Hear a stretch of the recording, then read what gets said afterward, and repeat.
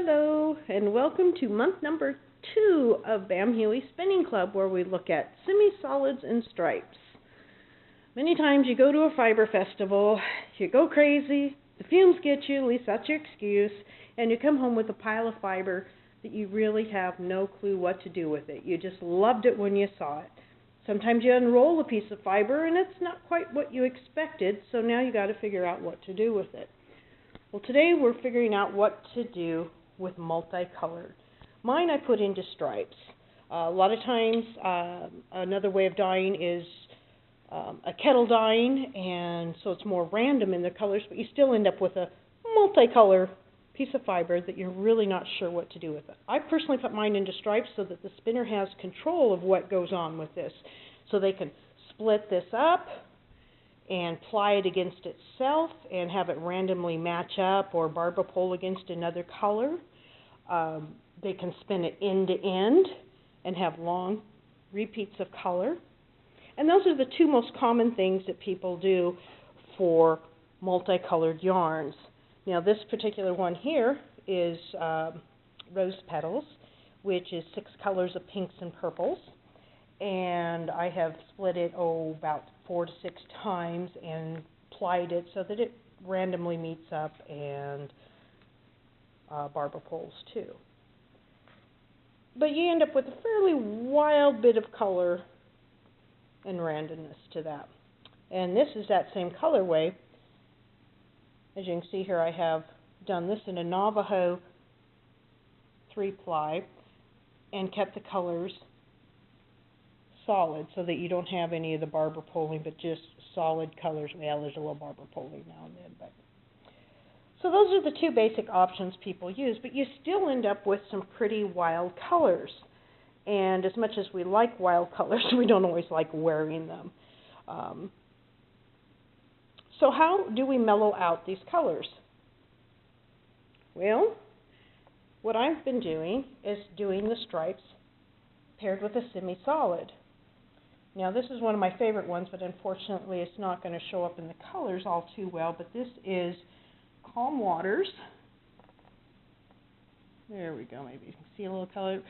6 different shades of teal, blues, and greens. And this is High Tide, which takes 3 of those colors and does a blending of them. They are not stripes, but a semi-solid of them. So you spin each of these up as a single, apply them together, and you can see here, as I said, this one doesn't show up as well, but there we can see the softened stripes and the color changes into some of the greens. Now what you ply with is going to make a huge difference as what your colors come out with. This color here is called Dragon. It was a custom order for a spin-along, and it's oranges, reds, yellows, blues, touch of purple, and randomly just plied against each other. A lot of barber pole, a lot of bright color. Now take that same color, spin it end to end so that you have stripes of the long color, and then this one, it was plied with a blue, a semi-solid blue. You see the difference there between how that's pretty bright, and this one, when you get that blue and you start knitting, you'll get a very tweedy look to it, which will mellow out the stripes. Now here is that same dragon, but plied with red. So you can see you can make a huge difference of what you end up with. And now, once again, this is very barber pole-y looking, but once you knit, you end up with a tweed with stripes. And you're still going to have your big, long colors of stripes, but it's going to be a little tweedy and blended. Now, this one here is going to show you the colors much better. This is an Ann Hansen shawl called Japanese Feather, and I did it with Dawn on the Mountain, which you can see has got many colors in there. Pinks, a greeny gold, blues. Where the pinks and the blues meet, you get a little purple. And I applied this with the wisteria, which I don't have a sample of what that with me today, but it's very similar to the tip of that, which is just a pale purple. And as you can see, it just softened up the stripes. You don't have any of that lifesaver look there, but they just kind of blend from one to the next. Now, say you wanted to liven this up a bit and go for a darker color, look through here and see what it is that you like. Now, when you're at a fiber show, you know, things can be a little crazy, and matching up online doesn't necessarily work too good. But when you have the option, you know, pull the fiber out and try to match it up to another. Now, personally, I make it so that my fibers have a matching friend somewhere. Now, here we go. I've picked out the blue out of here to use with this, and I put purple in too. And that one would apply together, and you'd have something very similar to that, but you'd have a much darker, or you went with, say, a brighter purple. Now, this purple I love. This is inspired by Aletha's request for something purple to go with her teal. And personally, I just cannot wait to see that one applied up. Now, I haven't had a chance to do that one yet myself, but I did spin up some of the single, and I tell you, I'm really, really liking it there. Now, this color here is called Water Lilies, and it's got several greens broken up by stripes of purple. And you can see here in this skein, this is just randomly spun so that your ending is kind of a thick, fluffy yarn here, but sometimes you get the barber pole and sometimes you get the solids meeting up. But once again, you're still going to end up with a stripy yarn. So to figure out what to do with this, once again, look inside, find out what your colors are, and choose a color to go with it. Now this would do really well, our new little purple here. I could really see this one blending up. Now when you're at a fiber festival, you can't really mangle the fiber too much, but I have yet to find a vendor who says that you can't touch if you ask nicely. I always have fiber out hanging so people can get a look at it, but don't be afraid to take something in to match.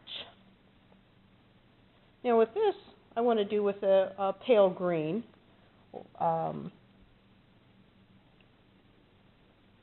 Here we go with a green that will match, but as you can see, this is a gradient, so I've got it from its lightest to its darkest.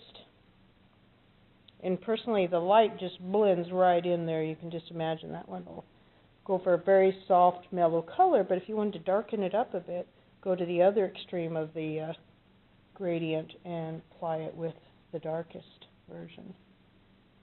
But basically, you just need to pick out a color that you like of that wild piece that you found and blend it with that color.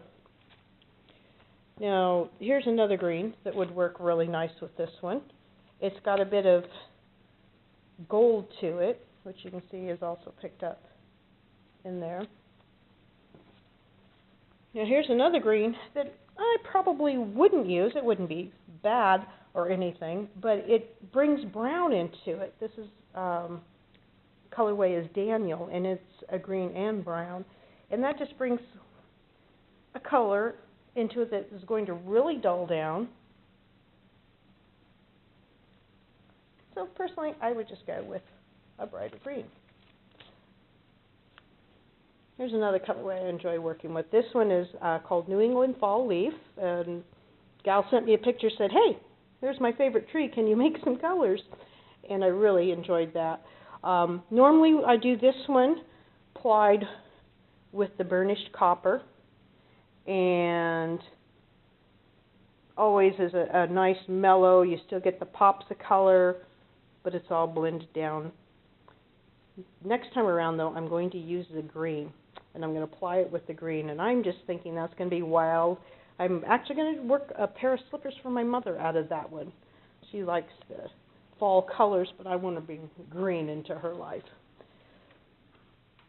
And here we have Painted Desert, and you can see we've got teals, we've got coppers again, so once again, your copper would work there. your teals, yeah, those would work really good in there. And you can choose from any value of the teal. You can go clear to the palest to the darkest, and I still think any of them would work with the painted desert. Once again, pulling that out, you could also pull out the yellow and do it with that. Now here is the painted desert. And it's this particular skein, I was just doing up a bunch of leftover things to see what I ended up with.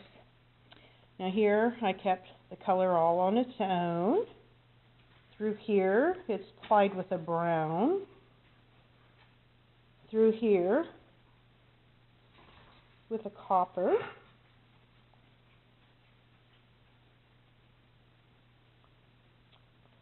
And what I'll be doing on the spinning,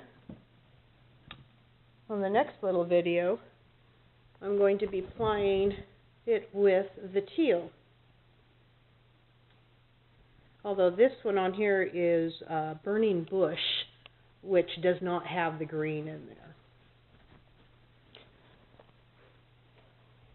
Here's Ancient Roses, and I just brought this out to show that the importance of, pulling out the fibers, comparing them. Now you can do any colors together that you want. I have yet to find colors that really make people unhappy. Somebody somewhere likes the color combination. But personally, I just wouldn't do this end of it. That's the colors start to fight a little too much. And the pink of this 3-color is just, once again, fights too much. The middle one here, though, picks up a bit on the red. And of course, I know the cameras are weird and everybody's monitors are different. So you have to, look in real life. But this is what you want to do. Just go up and compare it and see. Now, this would be a very bright combination. And I've done a few up with that combination, and people have been very happy with it. But the biggest thing is for you to look at your fiber, decide what color it is that really appeals to you and that you want to focus on, and apply your multicolor with that.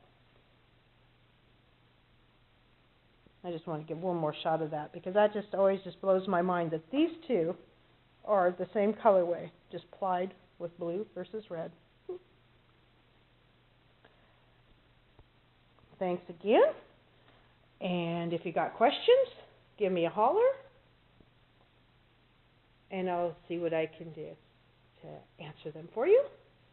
I just want to take one more look at this because this is just the perfect pattern for handspun stripes. It's Ann Hansen's Hill Flowers, and it just has a nice undulating pattern so that you don't get that lifesaver stripe, but just nice little waves of color.